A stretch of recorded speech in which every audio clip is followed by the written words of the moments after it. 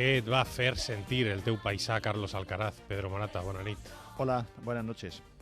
Pues mucha esperanza de futuro, mucha ilusión de presente. Y este es un chaval, pues como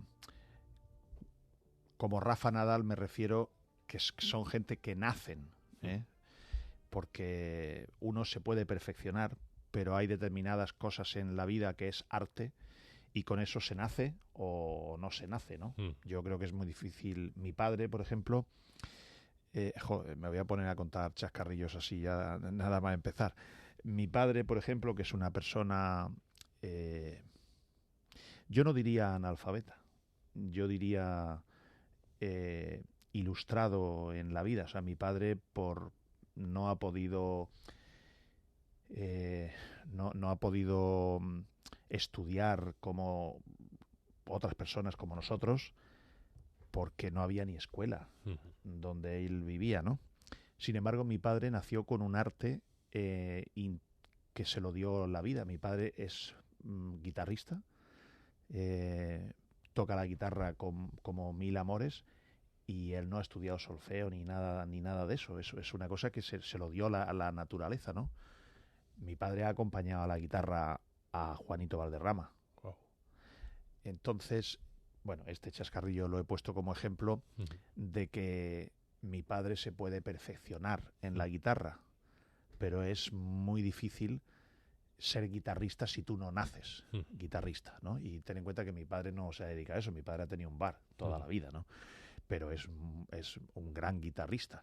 Pues hay especímenes como Miguel Indurain, como Pedro Delgado, como Rafa Nadal, como Lamine Yamal, como Messi, como Cristiano Ronaldo, como Carlos Alcaraz, que son gente que nacen, tienen una virtud y han nacido con eso. Luego encima lo pueden perfeccionar, salvando las distancias, porque yo creo que Lamine Yamal es una cosa y Messi otra.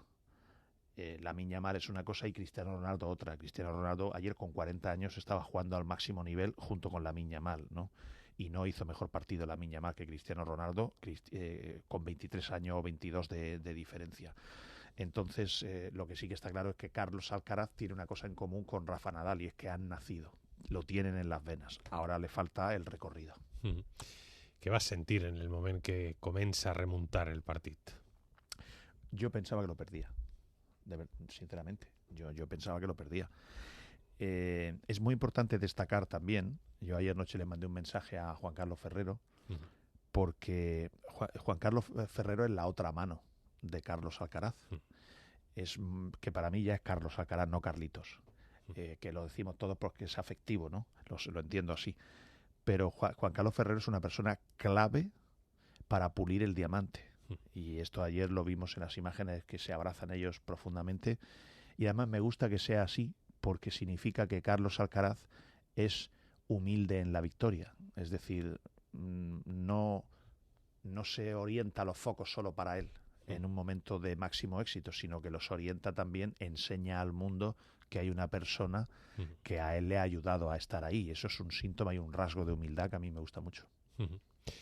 Respecte a la capacitat de no rendir-se i de quan pitjor estan les coses, traure el colp més atrevit, més valent, més decidit en una circumstància o una altra s'arrugaria. Es que eso es lo que es que se nace con eso. Yo estaba en la televisión y decía, a mí me temblarían las piernas. O sea, yo me vencería el miedo.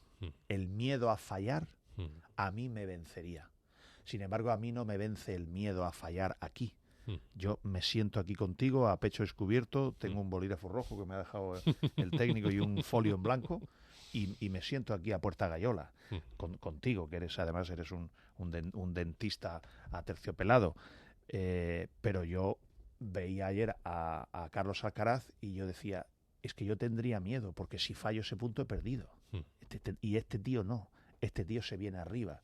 O sea, no sé, a mí cuanto más complicada me hacen la pregunta, yo me vengo más arriba, estoy más cómodo, porque digo, me está exigiendo el tío, ¿no? Pues voy a darle una respuesta como corresponde. Y esto se nace, y él ha nacido para jugar al tenis. Y luego, cuidado el margen de crecimiento que tiene, ¿eh? Aunque ayer vi unos datos que empatan a Grand Slams y a años, días y meses. Creo que eran 22 años, 3 meses y un día, algo así. Sí. El margen de crecimiento de Carlos Alcaraz, si no se va por malos caminos, que creo que no, y espero que no, porque además conozco a su padre y es una persona bastante centrada, que es muy importante el padre y la madre de un artista, sea torero, periodista o tenista. El padre y la madre son fundamentales. Por eso a mí me preocupa mucho Lamine Yamal. Me preocupa muchísimo. O sea, yo el día que veo la renovación de Lamine Yamal y veo ese esperpento que veo, o sea, es que por favor, es necesario que alguien en el Barça, que Jorge Méndez, que es el agente de Lamine Yamal y tal, es que tienen que poner en una urna de cristal al padre. El padre no puede, el padre, lo digo con dolor y con respeto, el padre mancha la imagen del hijo.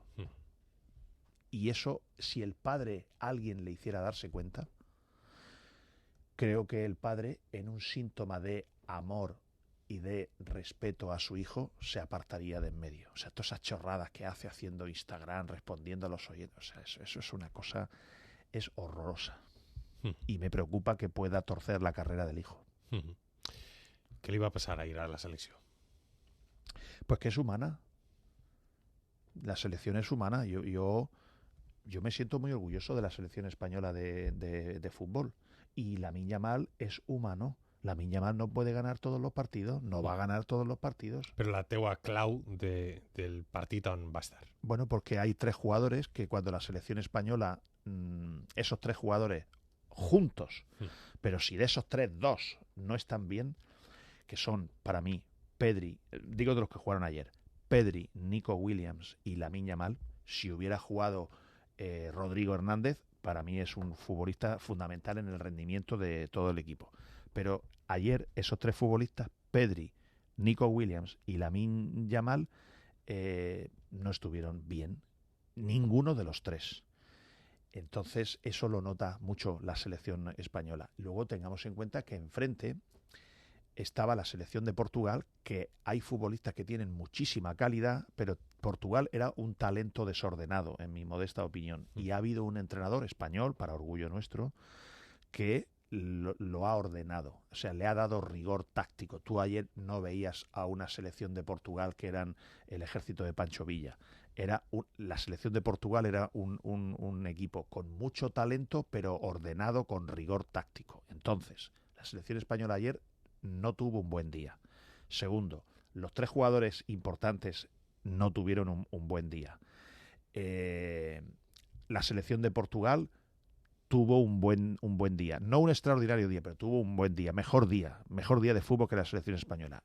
Y luego, a pesar de eso, si mi paisano, mi tocayo de apellido Morata no falla el penalti, a lo mejor todavía incluso gana la Nations League.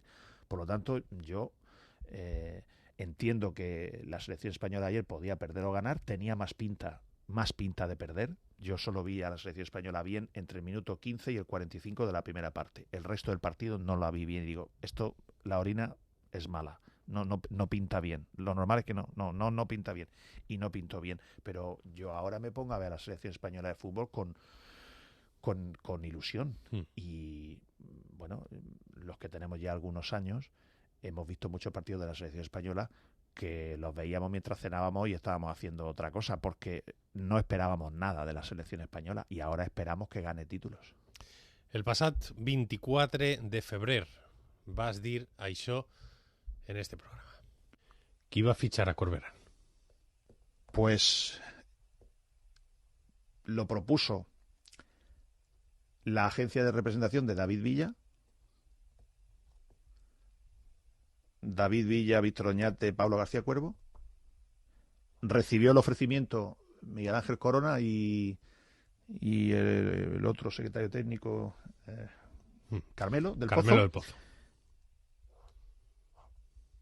Javier Solís, de casualidad, habló esto con un amigo suyo, abogado, creo que se llama Daniel. Es que no lo recuerdo. Daniel, un amigo suyo, abogado, compañero de estudios, de carrera, que está en Arabia Saudí trabajando, y le lleva los asuntos legales a Corberán. Y en una conversación Javier Solís, oye, fíjate el problema que tenemos aquí, no sé lo que hacer, porque tal, porque... Y el otro le dijo, yo de ti ficharía a Carlos Corberán. Y entonces Solís se lo dijo a Corona, oye, mira, de casualidad me han dicho esto de Carlos Corberán. Ah, pues lo estamos mirando. Nosotros lo estamos mirando. Ah, sí, ¿te lo han dicho a ti también? Sí, sí. Y entonces Miguel Ángel Corona y Solís mandaron un email a Peter Lim, y Peter Lim hizo una consulta con un CEO, que yo lo conozco, que es amigo de Peter Lim, y que ese CEO conoce a Carlos Corberán mucho. Y ese CEO, inglés, le dijo a Peter Lim, fíchalo. Y entonces Lim lo fichó. Me equivoqué en lo de inglés, es escocés. Sí. Yo no quise decir el nombre, porque me parece a mí que lo llegué a decir ya aquí contigo. No quise decir el nombre porque yo quería tener un contacto directo con él sin que se le produjese un vendaval de llamadas de Valencia, porque lógicamente si yo digo el nombre, pues compañeros de los medios de comunicación, haciendo su trabajo lógico, pues intentarían contactar con Ron Gurley, ¿no? Yo no quise decir el nombre porque lo que quería era tratar de hablar yo con él antes para tratar de saber, puesto que tienen relación Lim y él, en qué momento estaban las conversaciones para la venta del club. Pero la verdad es que intenté hacerme con el teléfono de él y por demérito mío no insistí, aunque yo no le hubiera preguntado por nada de Corberán, yo le hubiera preguntado por lo que a mí verdaderamente me importa, que es cuándo va a vender Lim su paquete accionarial. Y ahora tengo otro Ron Gurley, que con este sí hablo ya, esto ya ahora ya no se me va a hacer tarde, que es con quien actualizo la información poca que me llega, porque Lim, y lo hace muy bien esto Peter Lim, es absolutamente cerrado, hermético, confidencial, de las conversaciones que está teniendo para la posibilidad, remarco, posibilidad de que venda su paquete accionarial. Y esto de Ron Gurley pues sucedió así. Qué casualidad que se va Carlos Corberán a Singapur, donde teóricamente él pensaba que lo que iban a hacer es darle más responsabilidad a una especie de manager como en el fútbol inglés, que fuese entrenador y secretario técnico a la misma vez, que tuviese los dos cargos. Él se va allí y pensaba que eso es lo que iba a pasar, y casualmente de allí se viene él y Javier Solís. Javier Solís me consta que no sabía nada de Ron Gurley cuando viaja a Singapur. Carlos Corberán, no lo sé. Creo que no sabía nada tampoco. Pero si no sabía nada tampoco, cuando llegan allí, de todos los CEOs que hay en el paro en el mundo, qué casualidad que eligieron a Ron Gurley. El que Peter Lim le consultó por el fichaje de Corberán y el que eligió a Corberán para entrenar al West Bromwich Albion. Fíjate si había CEOs en el mundo y han contratado a este, que además es conocido de Peter Lim porque hace bastantes años que tienen relación él con la familia, los hermanos Neville. Quin és el tipus de relació que tenen Gurley y Peter Lim? Yo creo que, a ver, Peter Lim le gusta salsear en el fútbol. Ha salseado mucho hasta que se metió a fondo en la operación del Valencia. Ha tenido el Salford City, él es amigo de Gary Neville, se le ocurrió la decisión de peón caminero de nombrar a Gary Neville entrenador del Valencia. Fíjate si está tronado. Gary y Peter. No sé quién de los dos estuvo más tronado de los dos, uno por ofrecérselo y el otro por aceptarlo. Y tienen relación de esto, del salseo del fútbol. Y Ron Gurley es amigo, tiene bastante relación con los hermanos Neville, y Peter también con los hermanos Neville, con lo cual de ahí viene la relación entre ellos. ¿Cómo definirías el su perfil profesional? No es un secretario técnico, para entendernos. Es más un Manuel Llorente que un Mateo Alemany, por asemejarlo a perfiles que nosotros conocemos. Mateo Alemany en el Barça, por ejemplo, era un CEO fútbol, pero con una diferencia. Mateo Alemany manejaba los 3 conceptos, que son el control del fair play. O sea, un CEO fútbol y un director deportivo moderno tiene que saber cómo funciona el fair play, cómo funciona el límite de tu coste de plantilla. Tiene que conocer la normativa del fair play. 1. 2. Redacción y negociación de contratos. O sea, alguien que te dice, oye, queremos fichar a Gustavo Clemente. Muy bien, de acuerdo. Pues ahora me pongo a negociar el contrato y trato de sacar el mejor contrato posible. Y 3. Seleccionar a Gustavo Clemente o a quien sea, ¿no? Mateo Alemany tenía las 3. Seleccionaba al futbolista, negociaba el contrato del futbolista y dominaba el fair play. Este no es Ron Gurley. Ron Gurley, el fair play español no lo domina, debe de dominarlo ahora, se lo tendrá que aprender, digo yo. Es el que negocia los contratos, pero no es el que elige los futbolistas. Ese no es su perfil. De hecho, en el West Bromwich Albion, el que elegía a los futbolistas y el que hablaba con los agentes era Carlos Corberán.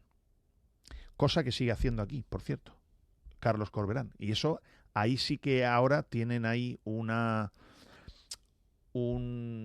estofado que hay muchos ingredientes.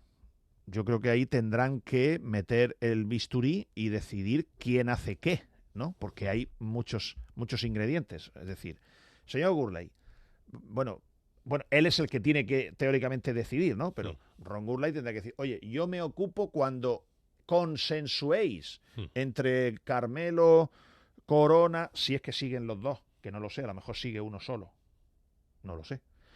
Pero cuando consensuéis entre el entrenador y la Secretaría de Dirección Deportiva, un nombre, me lo pasáis y yo ya lo negocio. Veo si entra en el fair play o no, hablo con la propiedad a ver si me lo autorizan o no y negocio el mejor contrato. Oye, Carlos, tú dedícate a entrenar. O no, Carlos, mira, tú te vas a dedicar a entrenar y también a proponer nombres y a dar el visto bueno a los nombres que proponga Corona. Pues ese es otro perfil distinto. Corona, tú ya no eres el director deportivo con mando en Plaza Inspectore. Ahora es Corberán o yo. Ah, pues Corona encantada de la vida, pues ya no le van a llevar las castañas a él. Carmelo, tú te ocupas de sondear el mercado, scouting. Tú eres el que da perfiles. Oye, necesitamos un lateral derecho alto, con buena pierna izquierda y que no cueste más de 2 millones de euros brutos de salario. Dame 3 nombres. Pues ese es Carmelo. Pero tendrán que definir los roles. Eso está por llegar. ¿Cómo crees que será esa cohabitación? Pues mira, Carmelo y Corona van a aceptar lo que digan los otros. Ahí no va a haber ningún problema. Lo que tienen que dejarse claro entre Ron Gurley y Corberán es quien tiene la última palabra de los fichajes. Y yo aquí detecto, hoy lo comentaba en el programa a mediodía, yo detecto algo que si yo fuese hermano de Corberán o fuese manager de Corberán, que por cierto no sé quién es su manager, porque tiene varios. Tiene varios y habla con varios. Con uno de Inglaterra, con los de aquí. Cuando lo trajeron cobraron 3 comisiones distintas. Cierro paréntesis. Corberán, yo estoy detectando en esto que se llama en el ambiente, algo así como Corberán ahora es el boss. Corberán es el jefe. Corberán lo controla todo. Yo si fuese amigo de Corberán, que no lo soy, le diría, Carlos, yo creo que esto a ti no te conviene. No, pues es que eso es la prensa. Pues córtalo. Porque tú eres el entrenador que ha salvado al Valencia con el desastre de planificación de los LIM. Pero ahora, si tú eres el boss, a partir de ahora todavía no son las 12. Las castañas te las vas a llevar tú. Entonces, yo creo que sería mejor que tú no proyectes una idea pública como que tú eres ahora aquí el jefazo. Porque si eres el jefazo, lo bueno y lo malo que pase ya es cosa tuya. Y esto yo lo estoy empezando a ver. Y él no lo ha cortado. No lo ha cortado. Eso yo he visto portadas de mis buenos amigos de Superdeporte. Corberán controla todo. Y yo eso, enseguida se me encendió una luz fluorescente. Digo, si yo soy Corberán y llamo al que lleva la comunicación del club y le digo, oye, esto córtamelo. Esto córtamelo. A no ser que no lo cortes porque tú quieres ser el boss. Entonces, si quieres ser el boss, ya es un rol distinto. Y yo creo que Corberán ha demostrado que es muy bueno entrenando. Desconozco si es muy bueno fichando. Lo que sí que está claro es que fichar para Peter Lim tiene un riesgo mortífero. Y en el día a día, ¿cómo estás notando estos cambios en el organigrama? Yo creo que se están... Ten en cuenta que este hombre, Gurley, no ha venido a Valencia todavía. Lo cual es una cosa bastante anómala. Estamos en el día 9 de junio, por cierto, día de la región de Murcia, y este hombre no ha venido por aquí. No pasa nada. Oye, las gestiones se pueden hacer por teléfono. Ya, de acuerdo. Pero, hombre... Me consta que ha dado 3 instrucciones. No tengo ninguna prisa por fichar. O no tenemos prisa por fichar. La prioridad es renovar a Javi Guerra y a Mosquera. Y 3, no vendemos. Pues no sé, me sorprende. Porque la prioridad no es fichar. Pero si necesitas 6 jugadores. ¿Cómo que la prioridad no es fichar? Yo creo que sí que la prioridad es fichar. Y como vas a ir al mercado con poco dinero, cuanto antes mejor. No, puede fichar jugadores libres de huecos que haya en la plantilla que sean muy baratos. Dani Raba. Ah, bueno, vale, pero yo tenía entendido que cuando le propusieron... Tenía entendido, no, lo tengo entendido y sabido. Que cuando le propusieron al entrenador a Dani Raba, dijo, bueno, vamos a esperar a ver si tenemos alguna opción mejor. Y eso se frenó durante un tiempo. O se pausó. Y ahora lo han fichado. Entonces, ¿qué pasa? Que ya no buscamos una opción mejor. A mí me sorprende que en el momento en el que hay que hacer el equipo, el tío que han nombrado jefazo del fútbol no está ni en Valencia. Pero bueno, como el mundo Meriton a mí ya no me sorprende absolutamente nada, nada de nada, pues yo me imagino que lo que está pasando ahora mismo aquí es más o menos lo siguiente. Corberán estará hablando, que es una cosa que él ya está acostumbrado a hacer, con agentes por todos sitios. Estará recibiendo información de jugadores. Corona y Carmelo estarán también preparando a ciegas listas de jugadores libres, jugadores de pagar 1 millón de traspaso, jugadores de 2 millones de salario bruto, de 3 millones de salario bruto, por tener el trabajo hecho para cuando le pregunten los otros. Y en algún momento se tendrán que juntar los 4 y poner eso en común. Pero me parece ser que este hombre Gurley no va a venir aquí hasta que no se pase el primer semestre fiscal. Hasta que no llegue el segundo semestre. O sea, julio. Pues, no sé, extraño, como todo en Meriton. Respecte, en què s'està traduint este canvi d'organigrama en matèria de fitxatges? Com interpretes el canvi de postura respecte a Mosquera, per exemple? Bueno, es que los que ya llevamos 11º de Peter Lim, 11 años de Peter Lim, a mí es que me da igual esto de no han viajado a Singapur y han venido con instrucciones de que van a poder invertir más. No me lo creo. Hombre, pero si se lo acaban de decir a Corberán. También se lo dijeron a Baraja cuando le renovaron. Y aceptó. Y luego, si da igual lo que digan, luego hacen lo que les dé la gana o lo que les venga en gana en cada momento. ¿Cuándo vamos a verle, digamos, la patita al gato? Lo vamos a ver cuando vendan a Mosquera o a Javi Guerra. Lo más normal es que vendan a Mosquera, porque van a intentar renovar a los dos, pero cuando se encuentren la realidad es que a lo mejor va a ser muy difícil que los renueven, porque subirle la cláusula más de la que tiene Javi Guerra, pues será difícil. Y Javi Guerra le queda contrato hasta el 27. Y a Mosquera un año nada más, 26. hasta el 26. Y ganan muy poco. Gana uno 900.000 y Mosquera 1 millón bruto. Con lo cual, va a ser muy difícil que esta gente quiera renovar. Si quieren renovar será para que les paguen mucho más salario y no les suban la cláusula, porque Mosquera está prácticamente gratis, ya le queda un año de contrato, y Javi Guerra pues le quedan 2 años de contrato, y su agente está convencido que tiene una perla mundial en las manos. Luego yo creo que se encontrarán con la realidad de la dificultad de renovarle el contrato ventajosamente para el Valencia. En el caso de Javi Guerra, ¿quién creus que es la postura de Javi Garrido? Yo creo que dejar extinguir el contrato. Y en todo caso, si yo fuera Javi Garrido, pues yo diría, oye, acepto una cláusula no mucho mayor o incluso menor. Que no la recuerdo, no sé si la sabes tú. Yo no sé la cláusula que tiene Javi Guerra. No sé si son 100 millones. No estoy seguro. No, yo no la recuerdo. Pero lo que está claro es que Javi Guerra, su agente Javi Garrido, no va a renovar, aunque le paguen el triple de lo que gana, no va a renovar cerrándose la puerta con una cláusula alta. Porque él sabe que tiene un futbolista que puede ser muy importante si no rompe la dinámica que lleva y que le quedan 2 años de contrato. Yo creo que esa va a ser la postura de Javi Garrido. Y luego, del otro que me preguntabas, la patita al gato se la vamos a ver, Gustavo, cuando vendan a Mosquera por 20 millones, por ejemplo, y diga Lim, oye, podéis gastar 2 o podéis gastar 8. Ahí veremos que cuando alguien, o sea, si autorizaran a gastar 8 millones en traspasos, me refiero, no en salario de jugadores, nos parecería a todos como un oasis.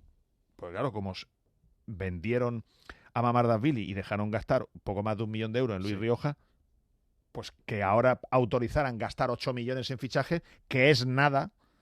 8 millones Fabio Silva vale más de 8 millones de euros de traspaso, solo él.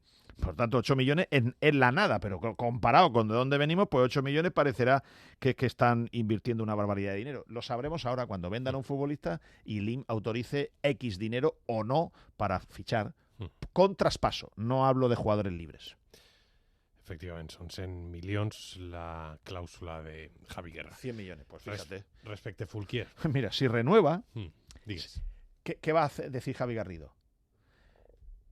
Sencillo. Va a decir, no, pero renovamos, pero la cláusula de 100 millones nada. La ponemos más baja. No, sí, va a decir que más baja. Sí. Más baja. Claro, y el Valencia va a decir, hombre, no te voy a triplicar el salario y te voy a bajar la cláusula a la mitad. A lo que Javi Garrido dirá, no pasa nada, nos quedamos como estamos. Yeah. Claro. Sobre Fulquier. Le van a dar los 2 años fijos de contrato, que además me parece que se los ha ganado. Y el entrenador está de acuerdo. Le van a dar los 2 años. Dimitrievski se quiere ir. Está enfadado. Está muy enfadado porque el entrenador no le puso el último partido de liga. Dimitrievski cree que Corberán no confía en él. Y como además Corberán ha transmitido que quiere 2 primeros porteros, 2 números 1, él entiende que va a venir otro número 1 y que por lo tanto él no le ha servido de nada la espera que ha tenido aquí, ¿no? Y él ha dicho en el club que le gustaría salir. Yo supongo que el club no lo venderá porque no es fácil firmar un buen portero con las cantidades que deja gastar Peter Lim. Y el año que viene no está Mamardashvili. Mamardashvili le ha ganado muchos puntos al Valencia. Enzo Barrenechea. Yo creo que no vendrá al Valencia. Yo creo que el Aston Villa tiene otros planes para él. Solamente vendría al Valencia si no tiene el Aston Villa ninguna opción de ningún equipo que juegue competición europea, o no tiene ninguna opción de vender al jugador sacándole un dinero más o menos importante y que el jugador quiera ir a ese club. Si no se dan todas esas circunstancias y el Aston Villa, que creo que es lo que querrá, quiere volver a cederlo como un paso más de su carrera y no tiene un equipo similar al Valencia pero que juegue competición europea, o un equipo que le pague 20 o 25 millones de traspaso por él, en esos 2 casos, que será difícil, quizá podría tener el Valencia una opción, porque el chaval ha estado aquí a gusto, conoce la ciudad y tal, y si el Aston Villa no tiene mejor opción, pues posiblemente podría venir otra vez aquí a Valencia. Pero yo creo que el Aston Villa, el Aston Villa lo que quiere es encontrarle un equipo similar al Valencia que juegue competición europea para que dé un paso más. En última visita vas a decir que la expectativa de despesa de plantilla seria inferior a la d'enguany per a la pròxima temporada. Després del moviment de Gurley, tot i que acabes de reconèixer un cert escepticisme respecte al que ve de Singapur i les promeses que venen de Singapur, quina despesa de plantilla esperes per a esta pròxima temporada? Lo que les habían dicho, pero es que como lo que les digan da igual, Gustavo, pero bueno, lo que les habían dicho es que, a los técnicos digo, que contaran más o menos con un mismo coste de plantilla que la temporada esta que ha terminado, la 24-25. Que contaran con un mismo coste de plantilla, con lo cual estamos hablando de no mejorar, de no hacer más inversión. Ahora me consta que este hombre Gurley les ha dicho que él cree que van a poder hacer algo más de inversión. Pero algo más de inversión, repito, ¿eso cuánto es? ¿4 millones de traspaso? La única diferencia será que en vez de gastarse 5 millones en Cenk, ordenado por Corona, pues serán 5 millones que autorizará una persona más de la cuerda o más de confianza de Peter Lim que Miguel Ángel Corona. Pero yo no percibo para nada, ni creo, ojalá me equivoque, que la llegada de Ron Gurley aquí signifique que Lim apuesta por el Valencia y que va a estar muchos años, ni que ahora se va a gastar mucho más dinero que se ha gastado antes. No me creo ninguna de las dos. Doncs recordem què opina el president de la Lliga, Javier Tebas, respecte a l'arribada de Ron Gurley. La llegada del nuevo pues no lo conozco, ¿no? Pero es una estructura que ya tuvo el Valencia con el caso Mateo, ¿no? Un CEO de fútbol y bueno, viene con experiencia, parece que es un hombre con experiencia, no lo conozco ni personalmente ni su forma de trabajar, pero seguro que aportará cosas al Valencia. I això, diu Tebas sobre Peter Lim. Demuestra el compromiso de Peter Lim en continuidad, ¿no? O sea, siempre ha habido rumores de que si se va, no se va, y ahí está, ha venido su hijo de presidente, ha traído un CEO de fútbol que hacía un tiempo que el Valencia no tenía, y yo creo que lo que quiere pues que siga apostando por su club y que es un paso más adelante en la estructura que él quiere crear, ¿no? Com interpretes les paraules de Tebas? Pues mira, te voy a hacer el mismo comentario, pero al revés, ¿no? O sea, igual que dice eso, que se puede vestir el santo como lo ha vestido ahora Javier, también se puede vestir el santo de esta otra manera. Peter Lim apuesta tanto por el Valencia y apostaba tanto por el Valencia que mandó aquí no a un CEO de fútbol, mandó a su mano derecha histórica de sus empresas, que además es una accionista minoritaria de Meriton. Fíjate si tiene compromiso Peter Lim, que ha mandado aquí a su mano derecha y ha abandonado sus negocios. Y me ha mandado a Lei Jun. Te voy a hacer otra. Fíjate si Peter Lim tiene compromiso con el Valencia, que ha pedido a un ministro amigo suyo de Singapur que un empleado de élite que trabaja para el ministerio en la misión de no sé qué, me acuerdo ya, que se llama Anil Murthy, y lo han relevado de su puesto del ministerio porque Peter Lim quiere tener aquí una persona de su absoluta confianza del cuerpo diplomático de Singapur. Luego, esto es un síntoma inequívoco del compromiso de Peter Lim con el Valencia. Y te doy otra, en negativo. Hombre, tiene tanto compromiso Peter Lim con el Valencia Club de Fútbol que para sustituir como presidente o presidenta a Lei Jun, ha decidido sustituirlo con su hijo, pero que siga viviendo en Singapur y que no viva en Valencia. Y que cuando venga aquí a Valencia no dure ni 24 horas seguidas. Que alguien me explique a mí cuál es ese el compromiso. Porque Fernando Roch, Alfonso, ha nombrado a su hijo presidente o CEO del club, y el CEO del club está allí todos los días, trabajando, currando. No está en Singapur a 12.000 kilómetros, con cero interés en el día a día del Valencia. Porque alguien que está ilusionado, o sea, si a ti o a mí o a casi todos los oyentes que nos están escuchando tuvieran la suerte de que le nombraran presidente del Valencia, se notaría a la legua de la ilusión que tiene. Primero, seguramente, si no vive aquí, pasaría, no sé, una semana al mes aquí, por ejemplo, ¿no? Segundo, en sus manifestaciones públicas, en sus redes sociales y tal, estaría permanentemente ilusionado con cosas del Valencia, ilusionando a los fans, etcétera. Y el hombre lo que está ilusionado son con los pantalones y las botas y tal, de esto que se pone cruces de Caravaca, de colores y todo eso. Luego, a mí las palabras de Javier Tebas me suenan huecas. A què atribueixes que mantinga ese discurs sempre?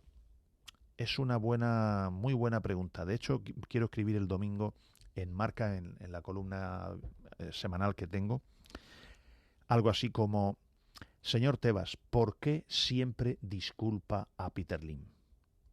Siempre lo disculpa. Y yo llega un momento que me da la sensación de que Javier Tebas trabaja más para Meriton que para la Liga cuando hace estas declaraciones. Y lo digo con respeto para una persona a la que yo admiro personalmente y profesionalmente. Yo creo que será difícil que la Liga vuelva a tener un presidente de la Liga tan bueno como Javier Tebas, lo cual no quiere decir que tengamos que estar de acuerdo siempre en todo con él, ¿no? Yo creo que el interés de la Liga es que Peter Lim no sea máximo accionista del Valencia. Porque si fuese un máximo accionista comprometido, como es, por ejemplo, los máximos accionistas del Betis, como es, por ejemplo, el máximo accionista del Villarreal, pues yo lo entendería. Pero es que Peter Lim no es bueno para la Liga, porque ha desvalorizado un equipo de los grandes de la Liga, ha desvalorizado el Valencia y por lo tanto el valor de la Liga es menor. O sea, tú imagínate ahora mismo que ya está desvalorizado el Sevilla, con el lío que tienen allí montado permanentemente padre e hijo. Está desvalorizado el Valencia. Dos equipos, llamémosle, de luchar para tratar de ser tercero, segundo, cada 10 o 15 años campeón de Liga, están absolutamente desvalorizados. Yo creo que Javier Tebas, si trabaja para la Liga, tendría que trabajar para buscarle una salida a Peter Lim. Aunque no se lo pida Peter Lim, él que se la ofrezca, porque cuando a Javier Tebas le interesa una cosa, no hace falta, como decía el presidente del gobierno, oye, si necesitan ayuda, que la pidan. Oye, tío, pues si estás viendo que necesitan ayuda, ofrécela tú, coño. No esperes a que te la pidan, leñe. Digo yo, ¿no? Pues esto es lo mismo. Oye, no esperes que Peter Lim te diga, oye, que estoy cansado, que me quiero ir. Tú estás viendo, Javier, que el Valencia está como está ya 11 años, leñe, que lleva 6 temporadas seguidas sin jugar competición europea. ¿Tú no estás viendo que la Liga vale menos sin el Valencia luchando codo con el Atlético de Madrid o con el Real Madrid? Jolín, busca tú una salida, que es tu obligación, que a ti te paga la Liga, no te paga Meriton. Quan li ho has dit en privat, què t'ha respost? Que aquí en Valencia estamos locos. Que aquí no nos vale nadie. Hay cosas en las que lleva razón, ¿eh?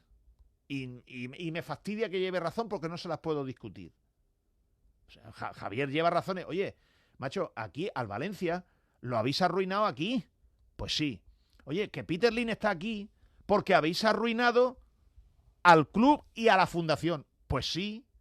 Oye, que Peter Lim está aquí porque habéis ido valencianos y valencianistas a Singapur a hacerle la pelota y a ponérselo en bandeja para que compre el club. Pues sí, lleva razón. Entonces, claro, oye, Pedro, pero ahí en Valencia hay alguien que le compre las acciones a Peter Lim. Pues no. Pues me tengo que callar, Gustavo, porque lleva razón en eso. Quins són per a tu els 5 personatges més funestos de la història recent del València? Paco Roig, Juan Soler, Aurelio Martínez, Amadeo Salvo y Peter Lim. Podría añadir un sexto, pero está en una escala inferior. Pues se creyó su propia ilusión, que es Vicente Soriano. Has anat del 5 a l'1 en l'ordre? No. O de l'1 al 5? No, los he dicho a voleo. Si me pides que ponga un orden del daño... Ordre i per què de cadascú. orden empezando por el que más daño, Ujú. ¿no? Vale. Yo creo que... Lo tengo que pensar sobre la marcha, ¿eh?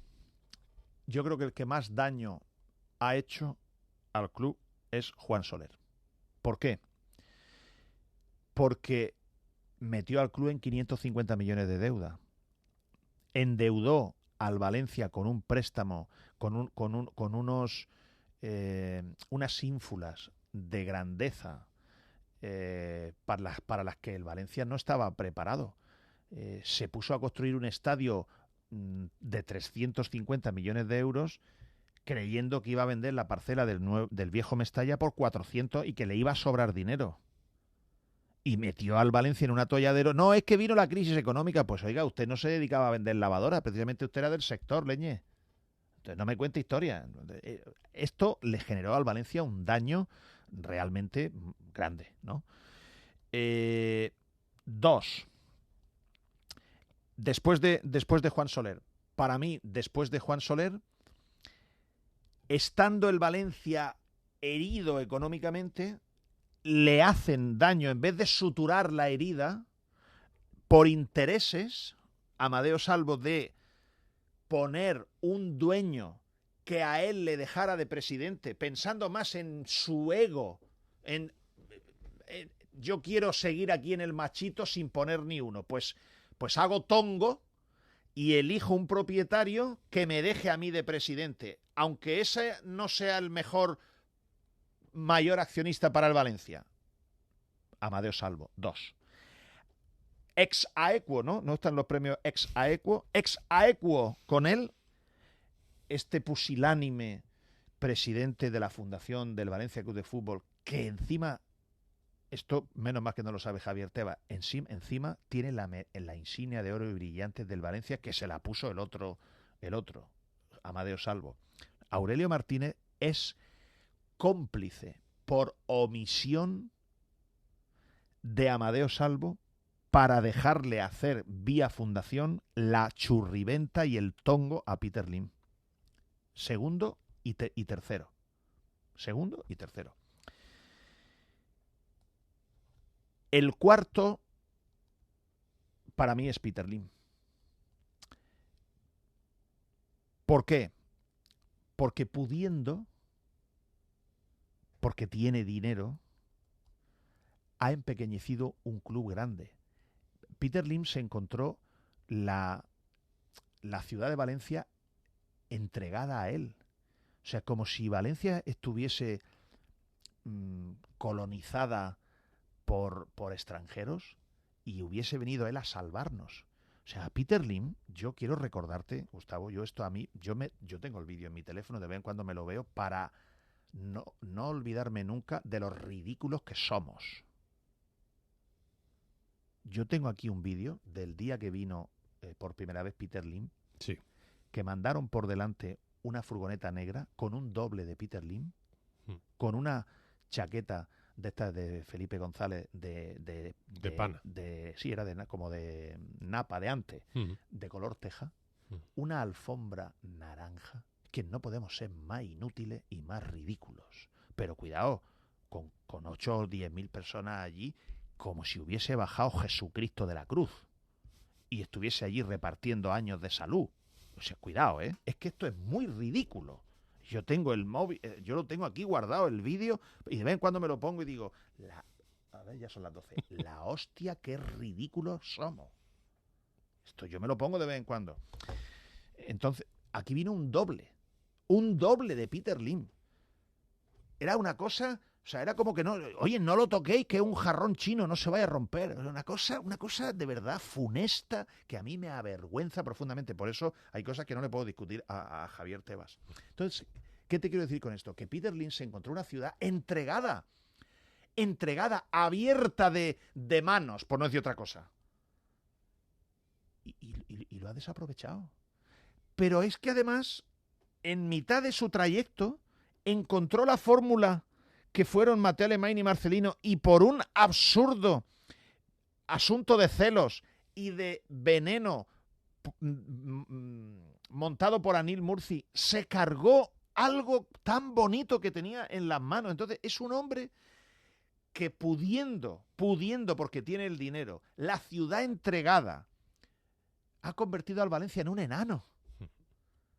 Es un enano. El Valencia está enanizado. Y encima este hombre está preso de venganza. Porque como hemos pasado de ese vídeo ridículo que le daba vergüenza hasta a él, le daba vergüenza. Yo tengo la foto grabada aquí en mi cabeza de él allí asombrado diciendo, ¿esto qué es? Le daba vergüenza. Hemos pasado a insultarlo, etcétera, etcétera.